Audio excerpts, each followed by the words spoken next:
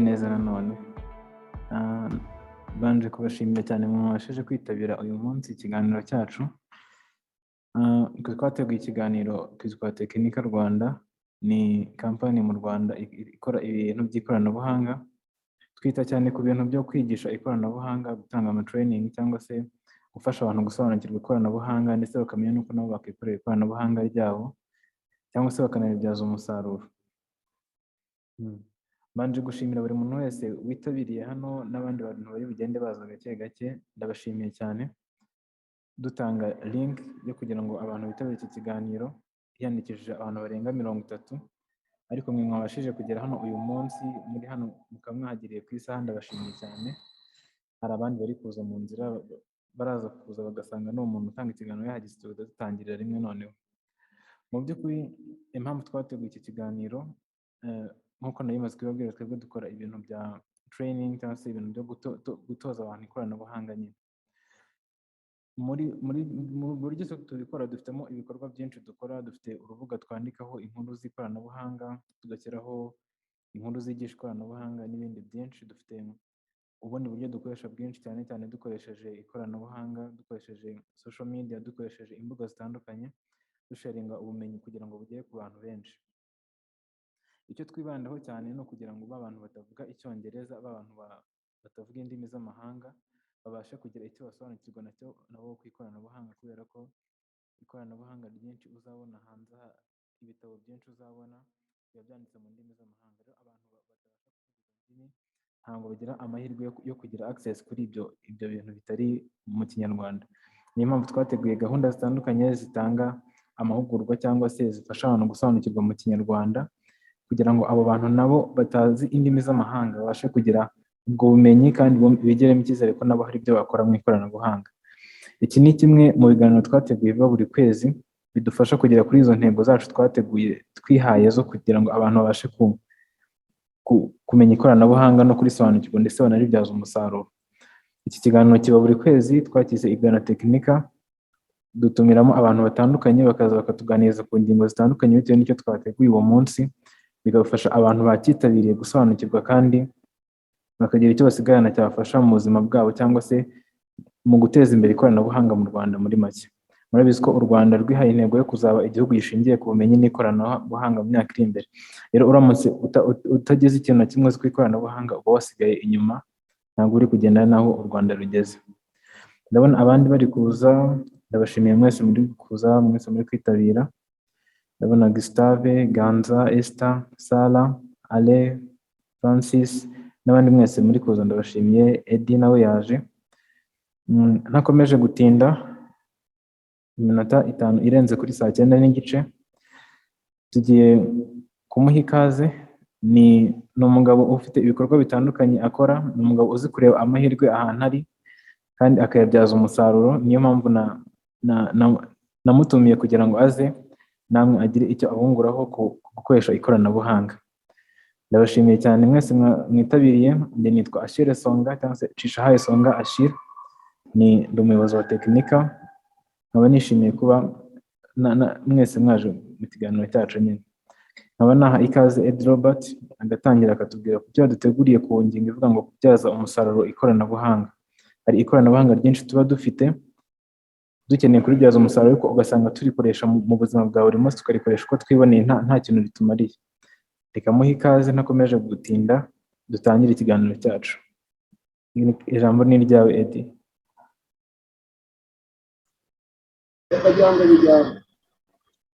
Ashil, thank you for the invitation. Sinzi niba muri kunyumva mbere uko ameza. Nego turi gukumva.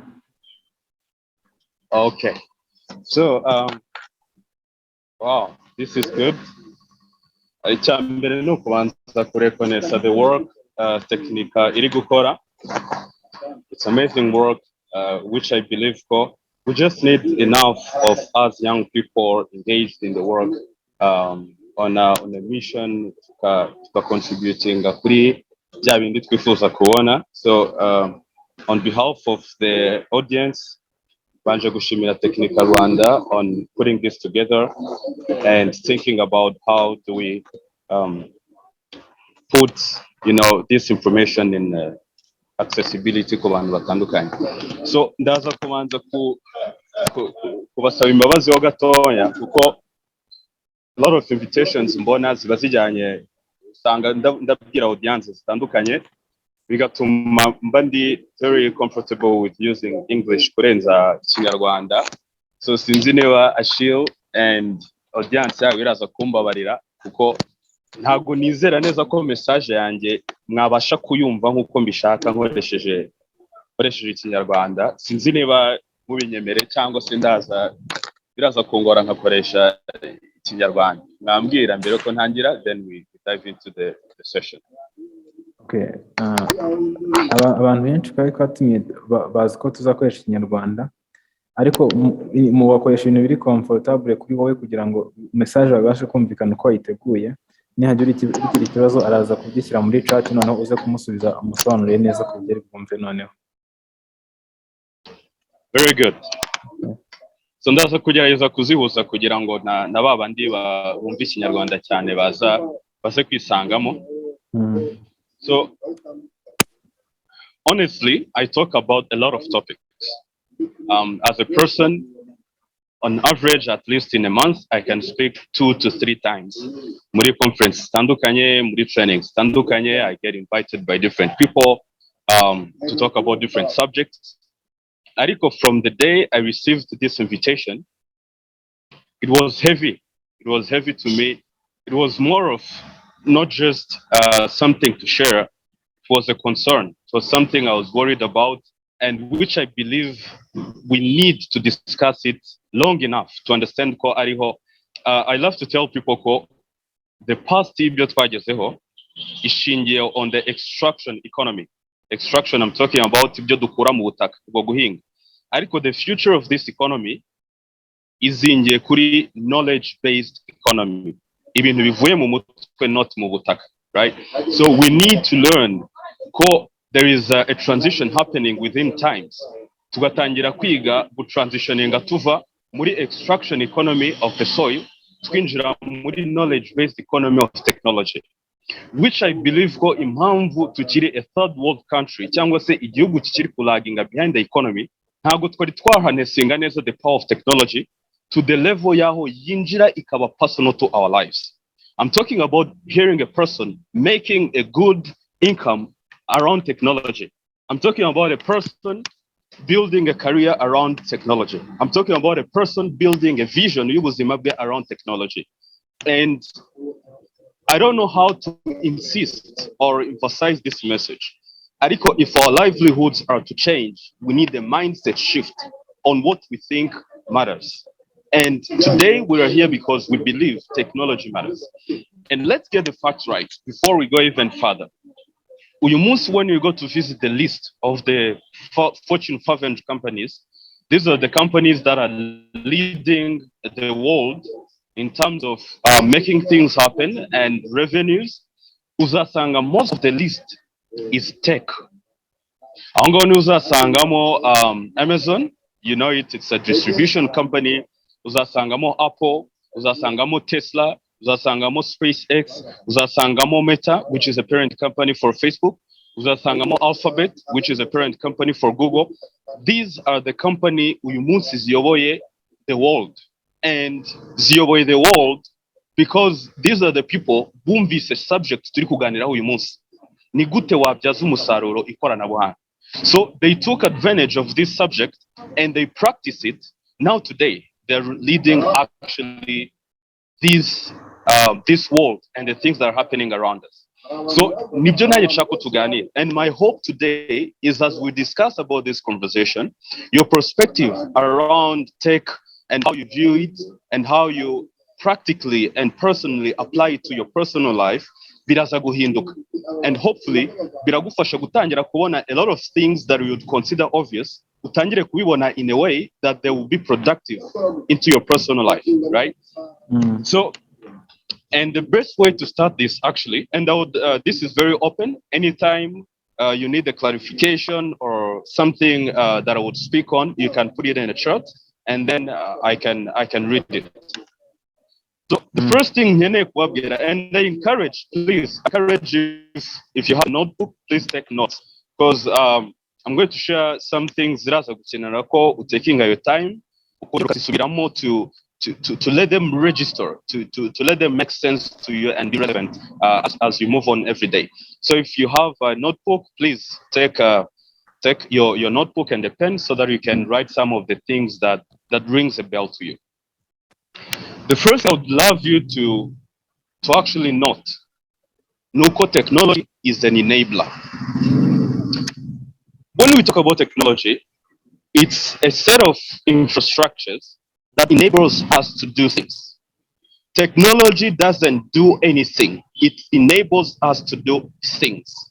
Muyandi magambo, before technology ikugirira akamaro, there has to be something you're doing in the first place, ukeneye ko equinablinga to do it better, faster, and cheaper. And I think these elements are critical. You have to write them down too. Izo three elements nkubwiye hejuru nizo elements that consist disruption. Better, faster, and cheaper. Uyu munsi none, if we need tech irimo irahindura our lives, we need to see things zisanzwe zikora in an ordinary way, and we think about those three elements. How can I make this cheaper? How can I make this better? How can I make this faster? That's the thinking. That's the template. That's the filter. It's the construct of the context we have to think through as tech initiative, right? And I'm gonna be very practical. Kugira ngo tuze kumva what I'm telling you actually. Let's take examples of these companies. Muraza kubona uburyo izo ari element ebyiri zikoranye kugira ngo this thing ibihagaze akakanya. Muyandi magambo, when you talk about innovation, is actually two forces colliding zikoresha ecosystems zitandukanye. Let me give you an example. Iyo ufashe library aho bacururiza ibitabo ugateranyaho internet, ubona company yitwa Amazon. You start getting sense of what I'm saying?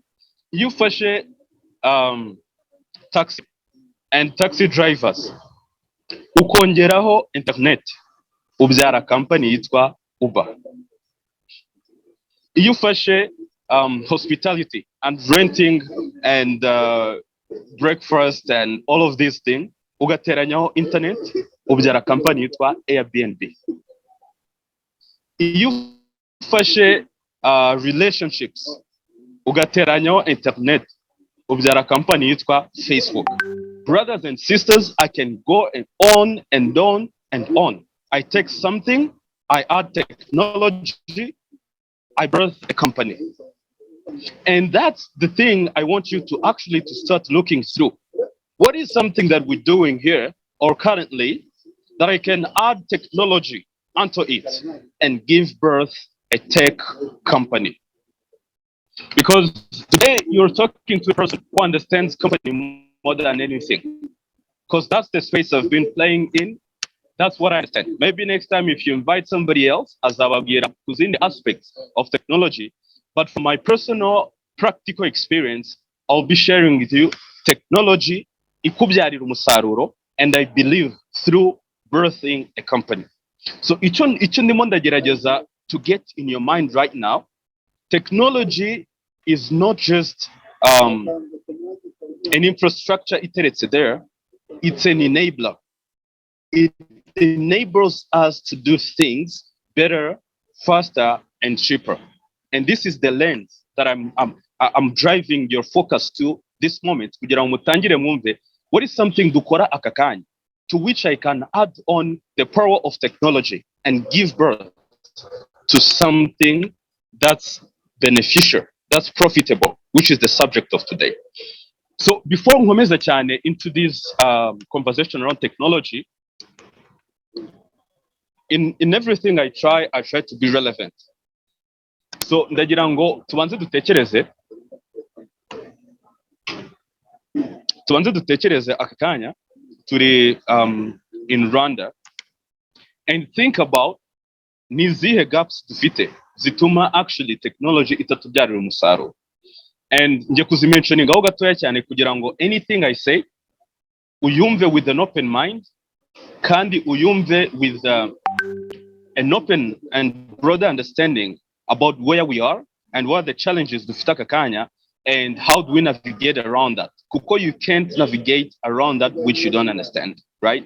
So throughout this conversation, I've identified three gaps ziba a hindrance to this agenda yo kugira ngo technology ibe fruitful, ibe productive to our lives.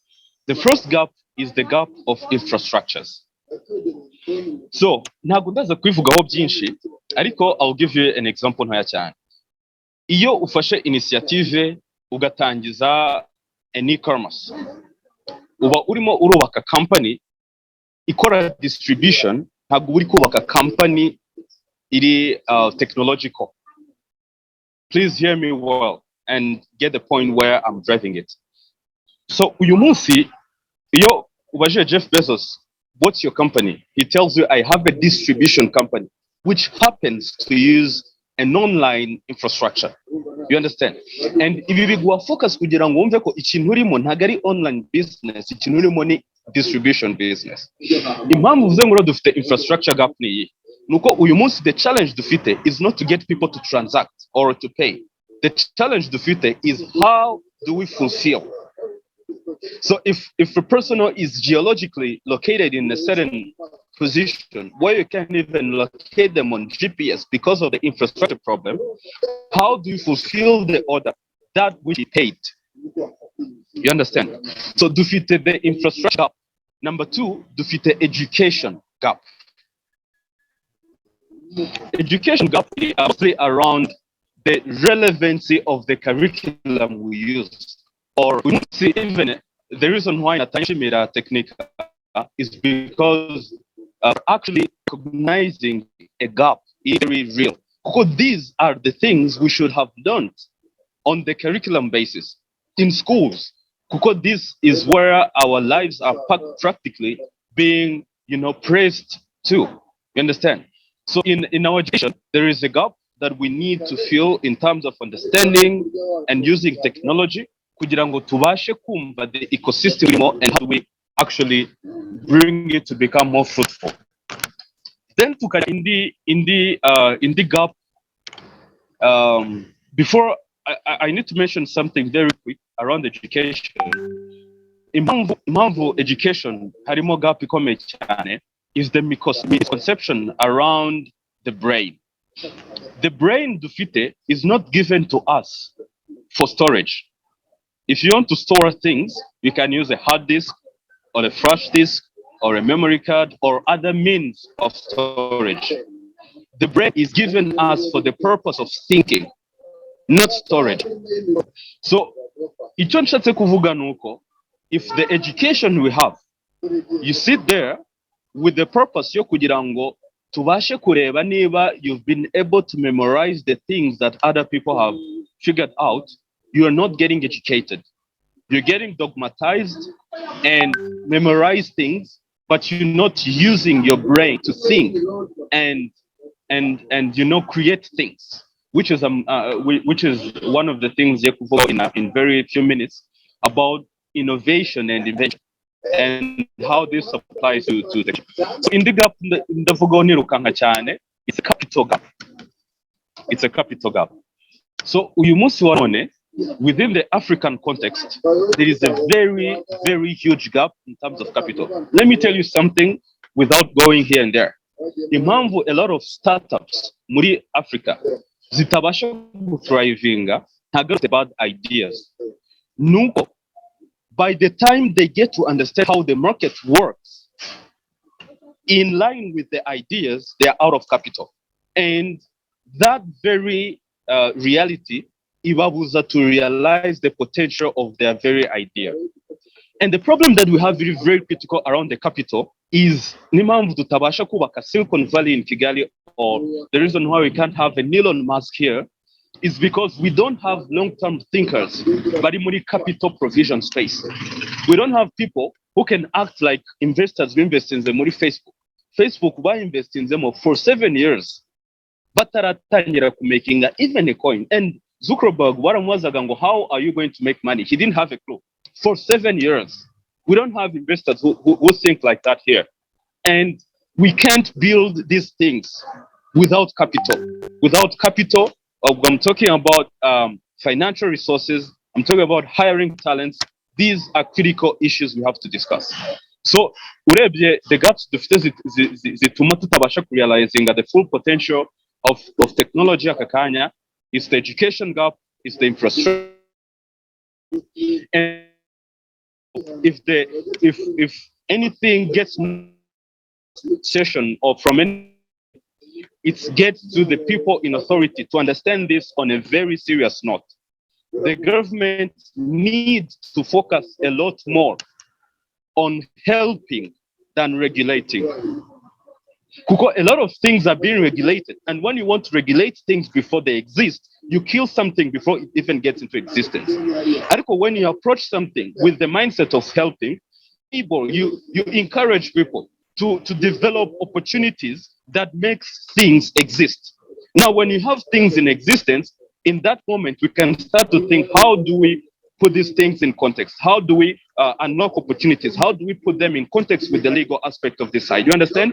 So if there is something the government needs to work on a serious note, is to focus less on regulating and focus more on helping. And I hope this message gets to someone who can act on it. So as we continue,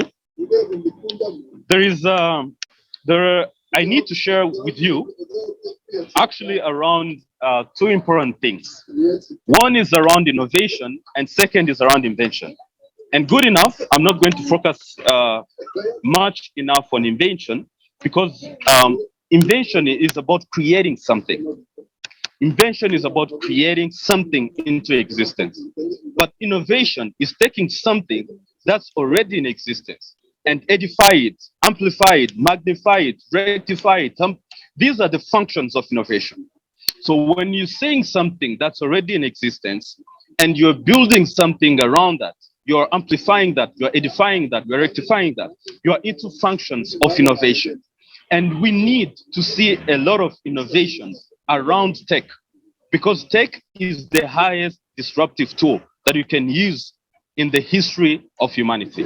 So I felt that something that I would share with you that can add a lot of value more than anything else is to share with you insights around startups and the concept of disruption, which will help you to navigate around this subject of putting tech to your advantage. So hari ikintu kimwe abantu batajya babasha kumenya, it's a very big secret that I'm revealing to you guys. Startups zifite avantage imwe ikomeye kurenza companies ziri established.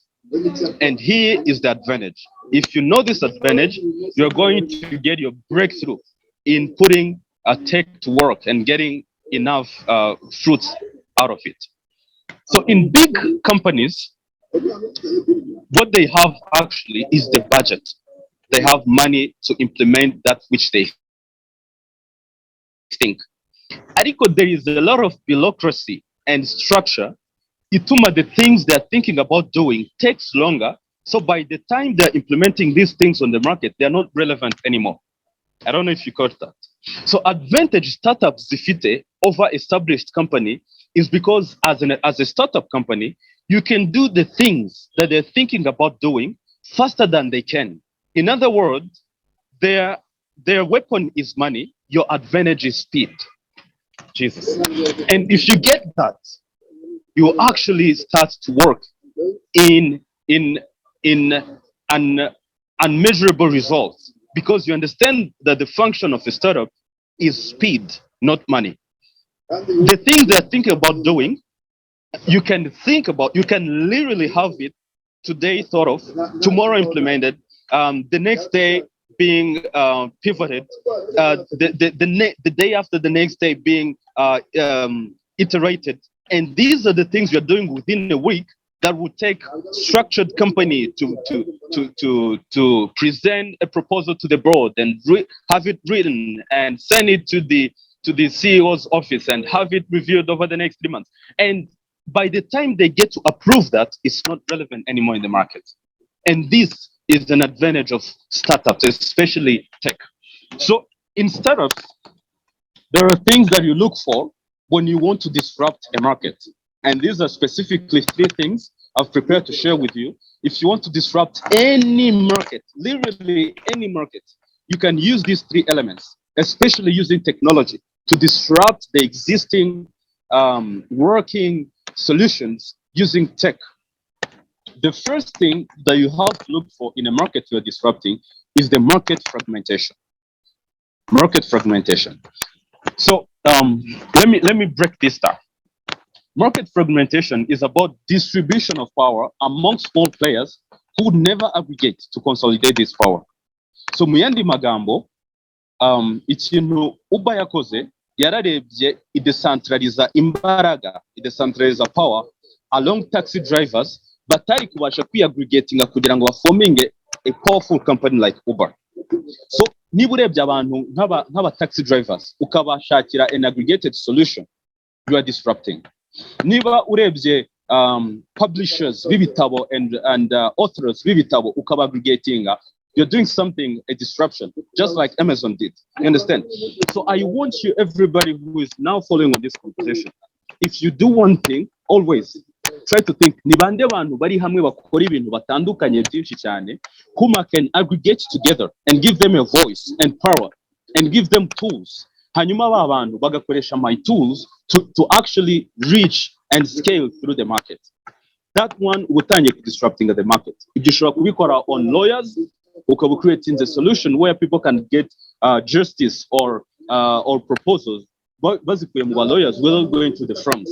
Ibyo ushobora kubikora on cleaners, ukavuga ngo cleaners around the city, aggregate them to the solution to everyone who is inquiring. Not everyone can afford to have a cleaner uhoraho mu rugo or uva mu rugo. You know, if I want something clean, I just navigate through the platform and get these people you have aggregated together and pick one who is near me and with the budget now affording, and have them clean and go. If you aggregate people who practice, therapy, if people are struggling with something, they just reach out to them and talk to them. You understand? So you're aggregating people on a platform and give them a voice. You are disrupting a market. Number 2, Ushaka disrupting a market, ureba an element yitwa net promoter score. And to put it simple, disruption ntago ari guhindura ibintu, guhindura everything. I mean, let me give you a small example. Elon Musk ntabwo yigeze ahindura the automotive industry, but he hindered everything. He just changed the battery. So by changing the battery, actually, yabonye a competitive advantage over any other in the market, where only a function of battery yamuhaye ability to be on the top of the market of automotive industry. So Ushaka disrupting the market using technology, ntabwo ureba guhindura industry, ureba guhindura an element of an industry. And you just see what's the one thing I can make 1% better than anybody in the market. And if I intentionally and purposeful make this thing better, I will draw attention to myself, because now this thing I can do better than anybody in the market. You understand? So that's a net promoter score. The last thing I would give you to look for when disrupting a market is large customer experience gap. Iyo harimo gap nini muri customer experience, the market is ripe for disruption.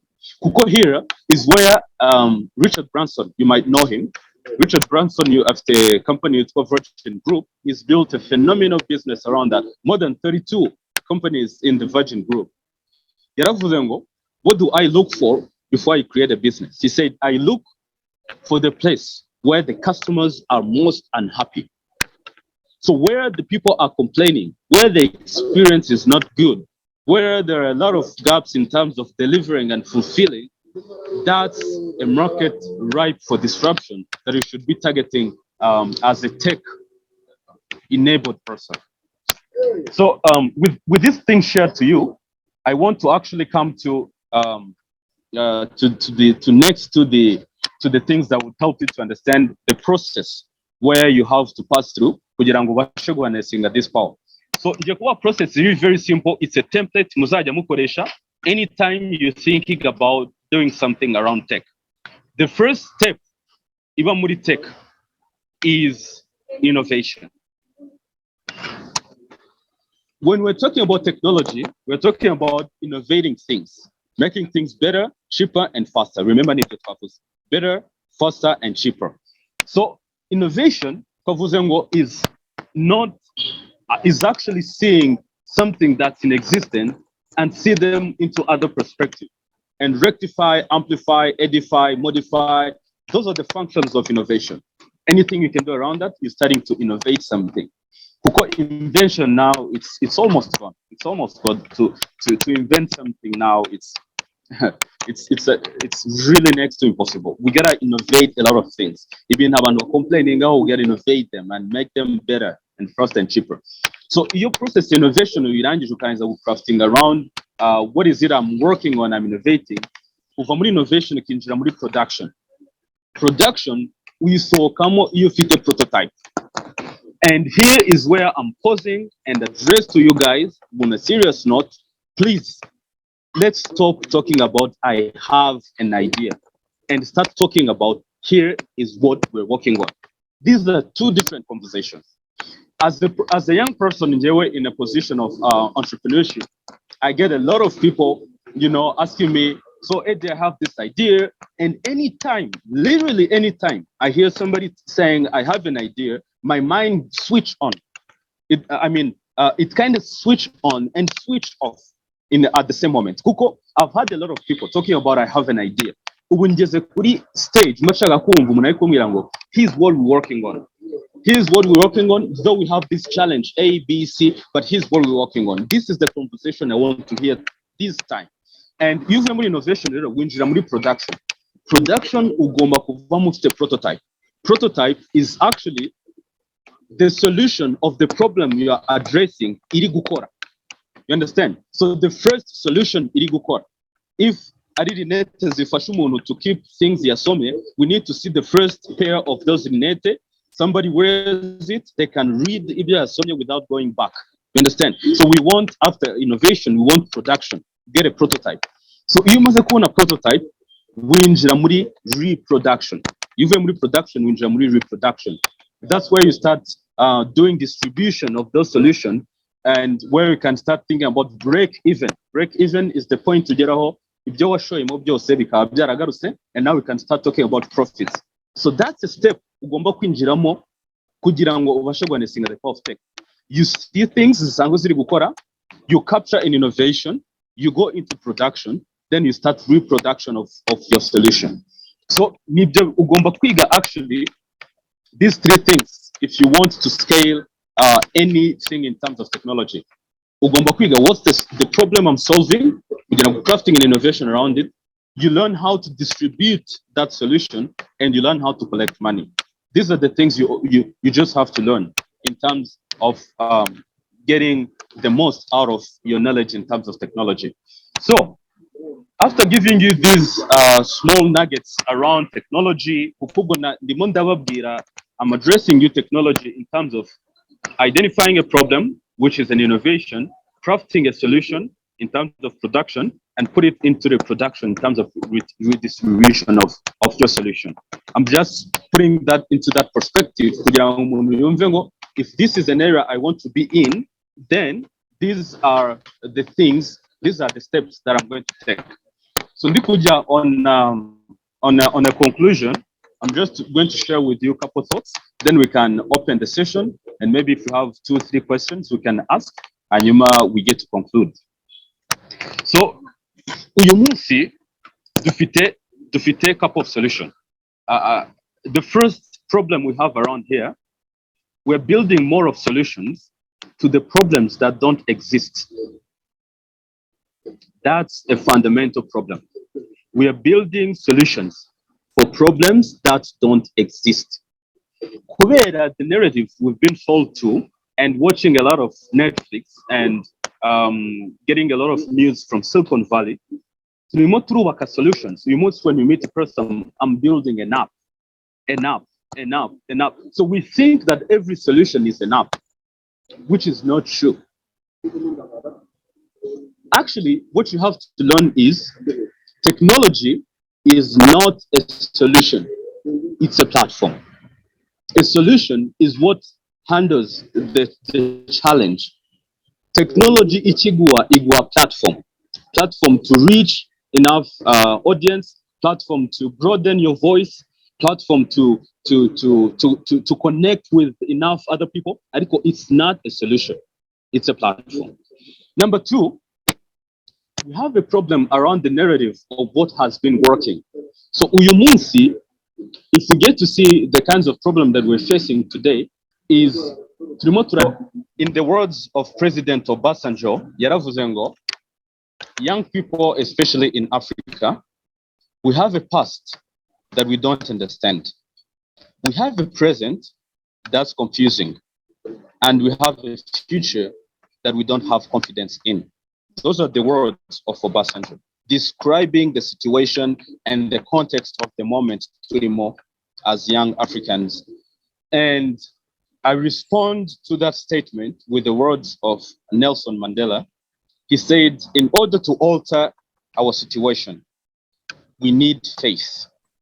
And faith is the ability to see the invisible, to believe in the impossible, and to trust in the unknown. And if there is something that we need more than anything else, we need faith. We need faith that the construct of the moment, we can live it with an open mind. Because technology, in everything I've said, technology is an enabler. So what you're looking for in your mind is what you see with your eyes. So what I've been working on in this session is to get your mind right. What are you looking for in the first place? Because that's what you see with your eyes. So if you can get the message right and start looking upon obvious things and work on your innovation, work on your production, and then go into reproduction, we can harness the power of technology. Because technology is a platform, because it's not a solution. It's a platform. Reaching our audience to a broader level, and then we can connect with them, we can fulfill their needs. That's what all technology does. So I think the questions that Anje Kuza in, let me check them out. No questions yet. No questions yet. Okay. Very good. So if there is a question, a clarification, or something else, please put it to our attention. Thank you.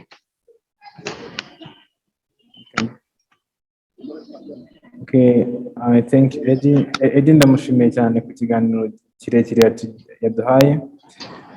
Twagize ikibazo, meeting irahagarara irangira iratangira, ntitwashobora kumwumva neza. Gusa ndizera ko muri iki kiganiro kirekire hari icyo mwakuyemo, hari icyo musigaranye nubwo kitabaye mu Kinyarwanda nk'uko twari twabiteguye, ariko nyine abantu bari hano haramutse ari umuntu utagize icyo yumva yatubwira, noneho tukareba uko twabisubiramo kugira ngo abashe gusobanukirwa neza. Kuko intego yacu kuri tekinika ntabwo ari ugutuma umuntu dufata ibintu biri mu Cyongereza ngo tubihindure mu Kinyarwanda, ahubwo no kugira ngo umuntu abyumve. Ariko uramutse utabyumvise watubwira babisubiramo ku buryo ubyumva, cyangwa se tugashaka uburyo gusobanuriramo. Uramutse ufite ikibazo cyangwa se ufite ahantu ushaka ko gusobanura, cyangwa se ufite nk'ikindi kibazo umaranye iminsi wifuza ko yagufashamo mu gusobanukirwa, uyu niwo mwanya ngo mukibaze.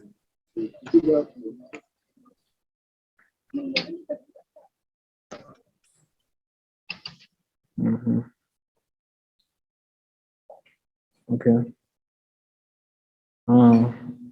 Gusa mbere yuko agira umuntu ubaza ikibazo, cyangwa se ugifite gishyire muri chat, cyangwa se niba ugifite tuguha umwanya kivuge, hari akantu tuza kumubaza. Yatubwiye ati government should they regulate before they can help someone. They put regulations before they can help someone. So guverinoma ni iki yakora, leta ni iki yakora, n'umuntu ku giti cye ni iki yakora kugira ngo abyaze umusaruro ayo mahirwe ahari. Kuko yatubwiye ko hari ibintu bitatu bishobora gutuma iryo koranabuhanga twifuza leta tugira umusaruro, harimo infrastructures, education hamwe na capital. Ngo umuntu ku giti cye n'iki yakora, tuvuge nko ku kibazo yenda cya infrastructures. Infrastructures ni ikibazo yenda akenshi infrastructures nyinshi nk'iminara yubakwa na leta cyangwa se n'ibigo bikomeye bigenda biza biyubaka. Abantu basanzwe ntabwo bafite amafaranga yo kubaka iminara yabo cyangwa se infrastructures zabo nyine.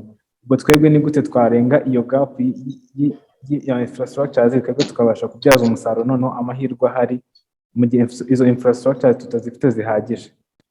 Ntabwo tuzifite zihagije, ntabwo dufite capital ihagije, na education yacu ibintu twiga kenshi nk'uko wabivuze ni ibintu biri outdated, like that's how we said it. We learn something and we apply it where others have already done it, bagikoze kera twebwe turi kugikora ubu ngubu. Okay, ikibazo cyane kibaye kirekire, ariko nyine muri make ni gute twebwe n'iki twakora, leta n'iki yakora kugira ngo turenge izo gap za capital na infrastructures muri make. Okay. So kubijyanye I believe Vuga statement yuko the government should do a lot of helping than regulating. Icyo ndimo ndavuga is in terms of the policy making. Kuko uyu munsi wa none uzasanga policies nyinshi zihari ari zikuri restricting atari zikuri enabling. So policies zihari nyinshi cyane within the context of the government ni zikubuza gukora ibintu kurenza izigufasha kubikora. Takuba ngo nidafite ikintu wakora iki.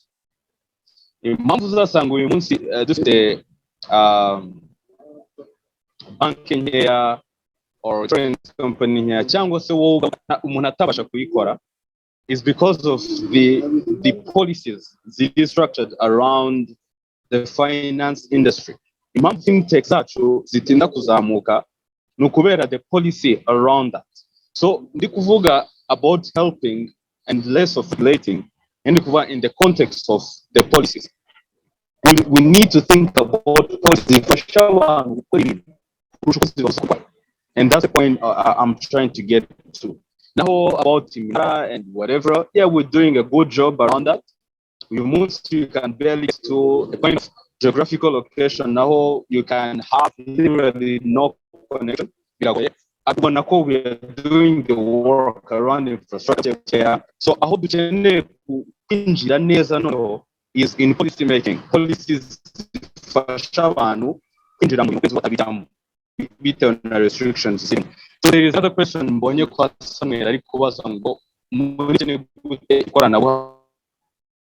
So ikoranabuhanga bitije nini cyane. Kuko uyu munsi turimo turavugana nge nawe dukoresheje ikoranabuhanga. Iri ni ikoranabuhanga the brain behind Zoom umusaruro dufasha kuba bakominikana abantu nibo babyara umusaruro, right? So reka wavuga muri make cyane which actually byamfashije gushyira igisubizo cyanjye ku rwego ruri hasi cyane. Muri make cyane nshaka kuvuga ngo uri ikoranabuhanga rya icya mbere nukuba ufite icyo uri kofaringa on the market. That's the first thing. Before you ask yourself niki ikoranabuhanga rya marira, banza wibaze what can I offer to the market. Iyo icyo gisubizo utangiye kugisubiza utangiye guhighlightinga your area of gifting and area ushobora gukoreramo where people will be able to willingly pay for the work you're doing. Hanyuma rero iyo icyo ushobora offering to the market ushobora kuba your skills, ushobora kuba a product, choose whatever. Ushaka who is looking for me at with the audience, and with technology and internet ibyo bisigaye cyane, sibyo? Ibyo bisigaye byoroshye cyane kugira ngo ubashe kureba ngo who is looking for me. Mu yandi magambo ikintu technology igiye kugufasha kugira access kuri audience yawe, kugira access kuri clientele yawe, kugira access kuri that people bari bakeneye actually to see your solution. So icyo wiga noneho wiga to engage your audience. Understand? How do I engage my audience noneho? To engage your audience, ikintu ubusabwa gukora, ubusabwa kugira ngo you find a tribe, you build a tribe around them where you can actually communicate with them, where they can talk to you and you can talk to them. Kuko ntago marketing is learning how to be seen. Let me tell you something very yabaye ejo bundi. So ejo bundi twe turi in a business around distributing flowers muri Valentine's, and nari mfite sites zitandukanye where I had my people bari kuzikoreraho, getting flowers to the people. Noneho I get to one site where there was someone there. Ndamubaza, how is it going? Arambwira ngo nta bantu ndi kubona. You understand? Arambwira nta bantu ndi kubona. Then I flipped around the question. Ndamubaza ngo nta bantu uri kubona cyangwa nta bantu bari kukubona. Man, that gave her another perspective about how she was doing the business. Nta bantu ndi kubona versus nta. So what technology does and what ikoranabuhanga ridukorera is to give us the ability to be seen by the very people who matter to us and to our business. So ikintu rero ikoranabuhanga rigufasha ngo mfite my skills nshaka kuofferinga to the market, mfite product nshaka kuofferinga to the market, then I need to be seen.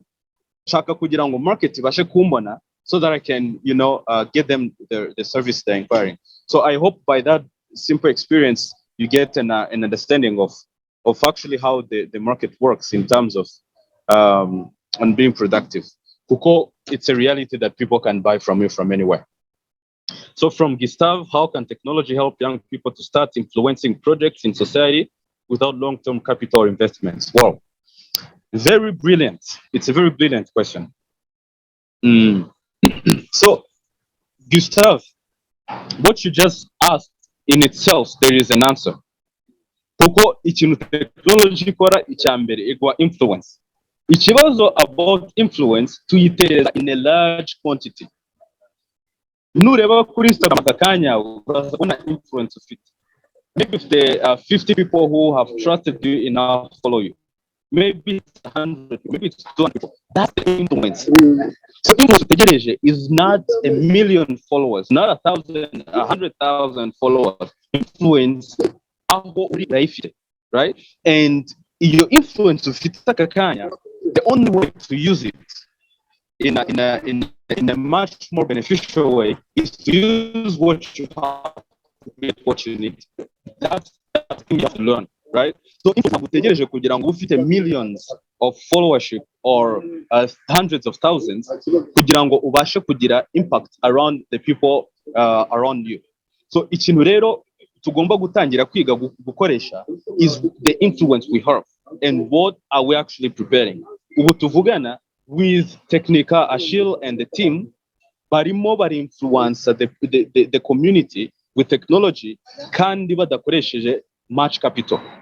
This is a good example of umuntu ufite influence ntoya akaba ari kwikoresha kugira ngo azane transformation in a change environment. So I hope you understand ko akakanya you don't need influence, ntago nshaka kuyibona mu bintu binini, nshaka kuyibona from where you are and start using that on a scale ushoboye. Then Jiste, I would like to ask Eddy, between people and technology, who is the problem to another, or who is not using one, who is not using another to be efficient? People and technology. Wow. So, ibi ni ibintu bibiri bikorana, ariko ubu ngubu turi stepping into an era where technology can actually operate itself. Most of us have heard of or interacted with AI, artificial intelligence. Ariko the truth behind the matter, ni ibintu byombi bigomba kunganirana. Kuko technology without people is blank, and people without technology, they are limited. So ibyo bintu bibiri rero ni ibintu bibiri mbona ko bigomba gukorana ku buryo hatagomba kugira igisiga ikindi. kuko people they have to take advantage of technology, hanyuma technology nayo igomba kuba advanced by the people. So ni ibintu bibiri ntabasha gusepara njyewe ahubwo mpuza kugira ngo bibashe kugendana, right? That's the context I would put into that question, if I resonated. Yeah. All right. So I think the questions, Zaje, I have tried to attend to them. If we have maybe one or two more questions, we can attend to them as we wrap up the session, and then Ashil agakomezanya the baton. Okay, and hari undi muntu ufite ikibazo nawe yagisiramo, ndabona nta kibazo kiri kuza.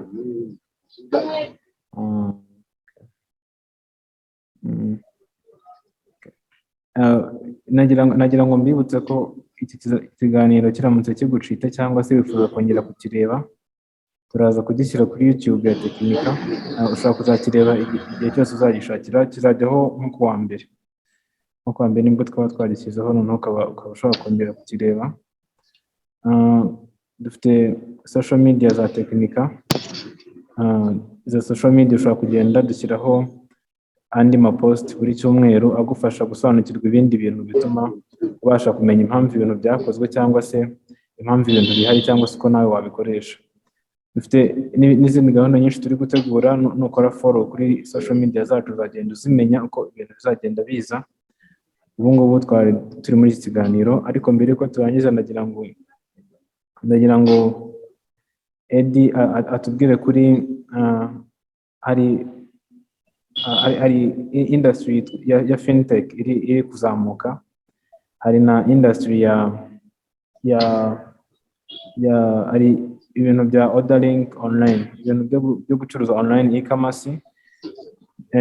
Muri iyi minsi business nyinshi ziri kuza za ama startup menshi ari muri e-commerce, muri fintech, nabonye ari kugendaho menshi cyane muri Afurika.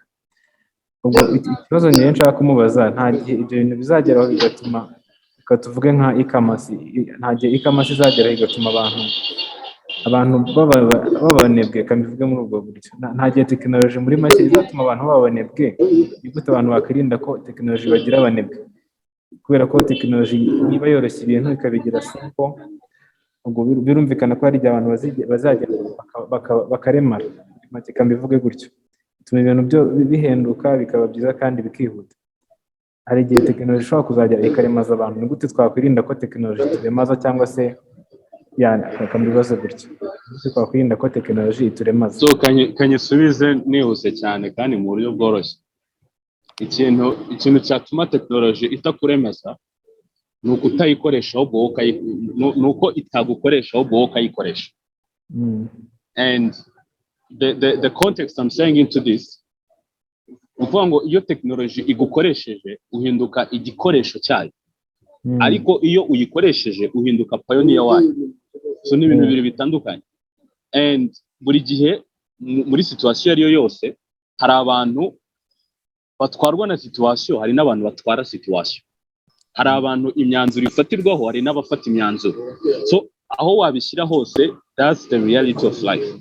And impamvu turi kuganira aha ngaha ni ukugira ngo technology itadutwara, ahubwo twebwe tuyitware. Twige twakoraga mu buryo buhenze, bugoye, butari bwiza, tubashe kubikora dukoresheje ya technology. So ibi turi kuganiraho rero is the very answer to the question you are asking. Dukoreshe technology aho kugira ngo yo idukoreshe. And secondly, waruvuze around fintech and e-commerce, ni industries ziri kuzamuka cyane, ariko ikambahereza aka secret kanyuma as we wrap up the conversation. Approach ngira kuri anything ngiye gukora, ntago ndeba ibyo benshi bari gukora, ndeba ibyo benshi bari gukenera mu byo bari gukora. So if uyu munsi abantu benshi bari gutekereza gutangiza ama e-commerce, ntabwo ndaza gutekereza gutangira e-commerce, ndaza gutekereza gusupplyinga e-commerce cyangwa se nyubakire logistique.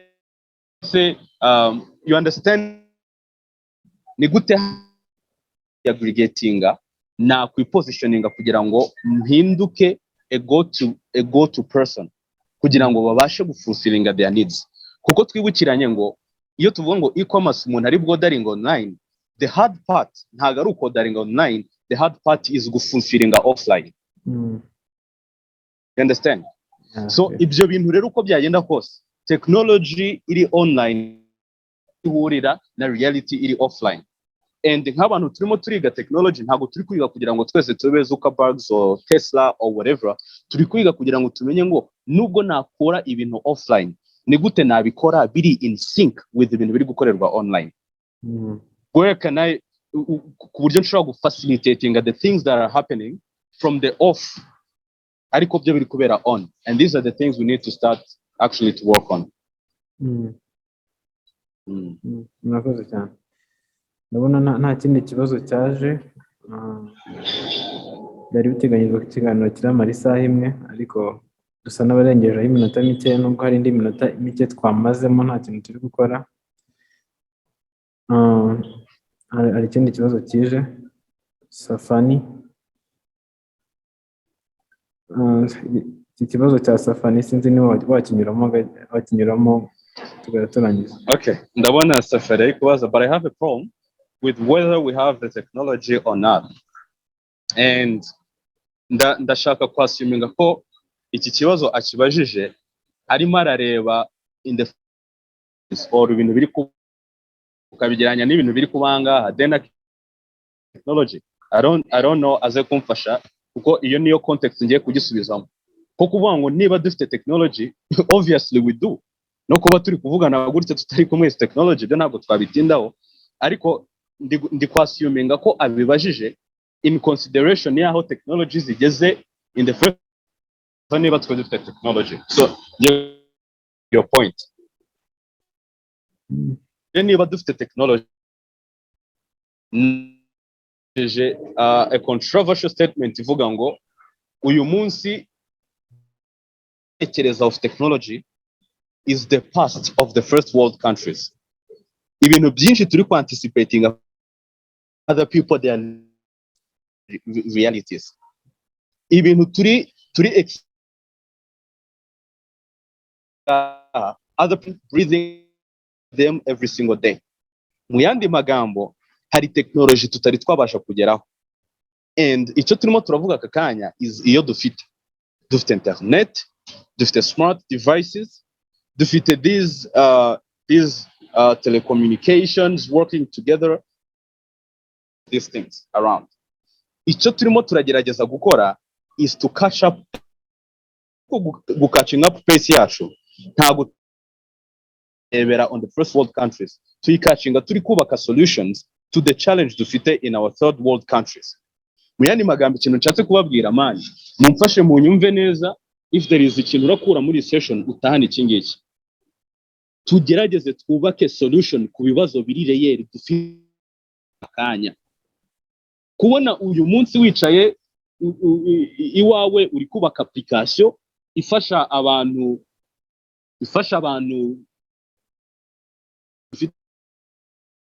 takakanya. Did you get an opportunity today to bikanga kubera udafite application? Dufite problems ziri real here on land. Dufite ibibazo with you know getting actual information to the things turimo turashakisha. Dufite ibibazo with getting the right education nkuko twabivugaga.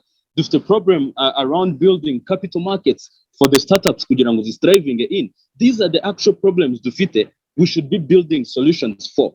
Bibaye byiza tech related. So icyo ndimo ndavuga, please with an open mind, reka dukemure ibibazo bihari. Sibyo? Ko kundu usanga uri kuganira n'umuntu akakubwira ibintu ari gukora ukibaza solution yawe ikibazo iri gukemura ubundi kirari turagifite. You understand? Nta kibazo dufite this way. Ahubwo hari ibibazo dufite biri actual. Can we build solution for the actual problems? That's the thing I want to say. So with the question wabazaga, technology, yes, we have. Ariko, it's the past of the future of the technology. I mean, we need to catch up the pace with working on the problems to fitanga zituma tutaba on a good note with technology. Okay, yongeye sobanuraho gato, ariko iki kibazo cy'inge ntabwo ndi kucyumva, sinzi niba uri kucyumva. nengeye kumubwira ngo afungure mikoro atubwire adusobanurire neza uko ikibazo cye yashaka kukibaza kuko yongeyeho andi magambo makeya. Safani. Can you hear me? Yeah, turakumva. My question is, we are moving on. What we're talking about, like we are using online school, we are talking about technology. So my question is related to our country as well. So when you look about talking about like the technology, is it ours or is something that we're exporting from outside? So that was my question. So the only thing that we can talk about is, let's look about the video technology, like is the problem that we're facing here in Rwanda or not? Like when technology is implemented in India or the USA, it means we'll be focusing on other program, right? That's what I was talking about. Currently here in Rwanda, what are we trying to solve? And do we have actually the technology that are implemented here in Rwanda? That was my question. Thank you. Thank you for the clarifications. It's a very beautiful question. Kuko, your question now, limit switching over from a usage point of view into an ownership point of view, which is a very, very good perspective around technology, where actually we are not having enough conversation around, are we building the technologies that we want to use, or are we outsourcing the technologies that we're using? So I believe it's another subject to what kwinjiyemo from there. Ko kubyaza umusaruro technology, it doesn't matter who owns the technology, it matters who is harnessing the power of that technology. So maybe what Ashil can do, he can prepare a subject around ownership of technology versus usage of technology. In that time, we can talk a lot of things around that subject. Kuko, it's a relevant subject. Hano muri Africa, urebye the solution in terms of technology, we can barely point out technology turi gukoresha yacu hano mu Rwanda or even in Africa. Nyinshi ziri outsourced from Silicon Valley. Adding a power to the first world countries, birenze twebwe the third world. So it's a conversation nayo ishobora kuba yaba broadened, ariko in terms of what we're saying now is kubyaza umusaruro, whether it's outsourced or it's owned. So ubwo rero it might be a subject in the end nayo yavuga for another day, kuko iyo yavugwa in all aspects of lives. Do you actually own the very thing that you're using, which is the concept Made in Rwanda is trying to insist on. We've seen the cars zilikuwa assembled here, Volkswagen. We've seen computers zile as Positivo. We've seen telephones zilikuwa wired here, marathons. So we are trying around our own technologies, but we still have a lot of work to do around there. Ariko, for now, we have to think about whether we own them or we outsource them. How are we making the most out of them? Which is the conversation that we're having.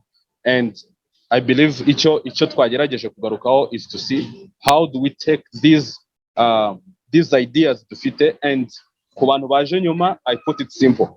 Ikintu cyose gisanzwe gikora, you can add on the power of technology and build something newly out of it. Twatangiye dutanga urugero turavuga ngo Amazon ukuntu yavutse no gufata library agurisha ibitabo ukongera internet ku buryo wa muntu ibitabo bigure online akaba bya Amazon.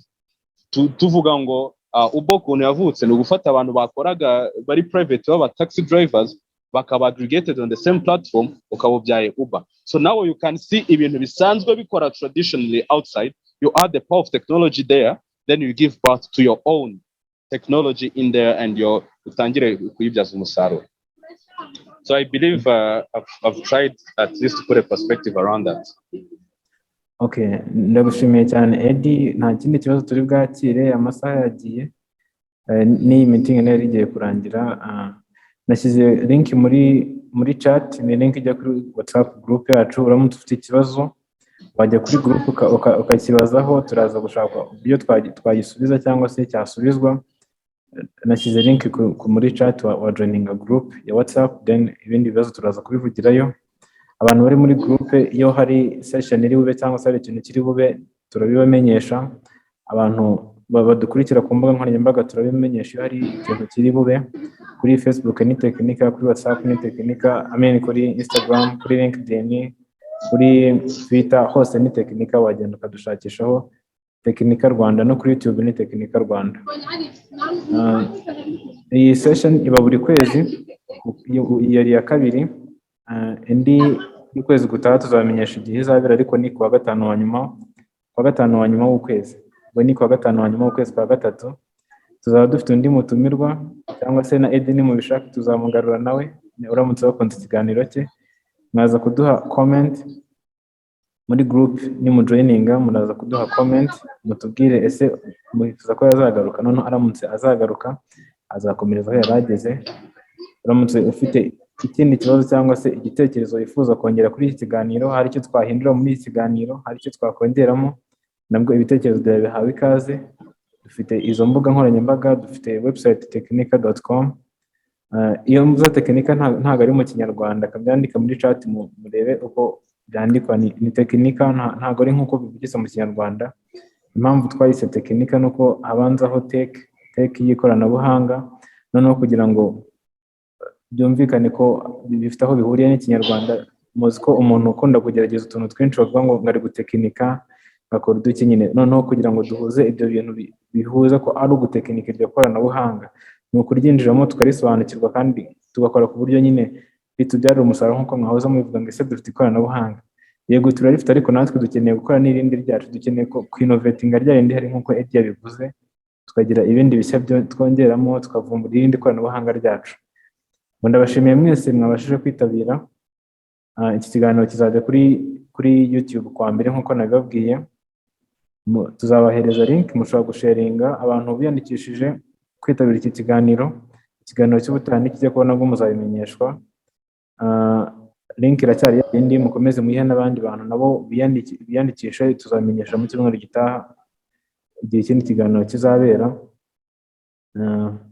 Numva nabashimira, tugasoza. Twafashe isaha yose n'indi minota irenzeho, twari twavuze ko ikiganiro kizajya kimara isaha imwe. Ndabashimiye mwese, nshimiye Eddy cyane yaradufashije cyane kandi yaduhaye ikiganiro cyiza. Ndizera ko umuntu wese uri hano hari ikintu asigaranye kandi kigiye guhita gituma, kuko buriya kwiga ni ikintu umuntu wese akora. Umuntu wese ashobora kugenda agafata ikintu akakiga, akagisoma, akakimenya, ariko kugira ngo umuntu abashe gufata cya kindi yize akibyaza umusaruro ni n'urundi rwego. Nk'uko yabivuze ngo ntukamubwire ngo ufite igitekerezo, ahubwo ujye umwereka ngo ngeze aha ngaha ndi gukora ku gitekerezo cyanjye. N'ibingibi yigishijeho n'ubumenyi ufashe ukabushyira muri wowe, ukeneye gushaka uburyo utangira kububyaza umusaruro. Gutangira kubishyira mu bikorwa nicyo kintu kinakomeye kuba wabyumvise kurusha kuba wabyumvise. Ndabashimiye rero, ndabashimiye bihagije cyane, ndabashimiye cyane. Ntabwo nari niteze ko hari buze abantu bangana gutya, hari n'abandi bagiye baza bakagenda. Ubutaha bazabe benshi, mutumire bagenzi banyu. Ubutaha tuzaba dufite umutumirwa uzavuga ku yindi ngingo, tuzabamenyesha cyumweru gitaha. Ndabashimiye cyane, nkaba nabifuriza umunsi mwiza. Ejo ni weekend, muzagire weekend nziza. N'ukwezi kwa kabiri kuri kurangira. Abatazagira birthday mwihangane, abavutse kuri 29 z'ukwa kabiri. Mukomeze mugire umwaka mwiza, turacyari mu ntangiriro. Sawa. Sawa.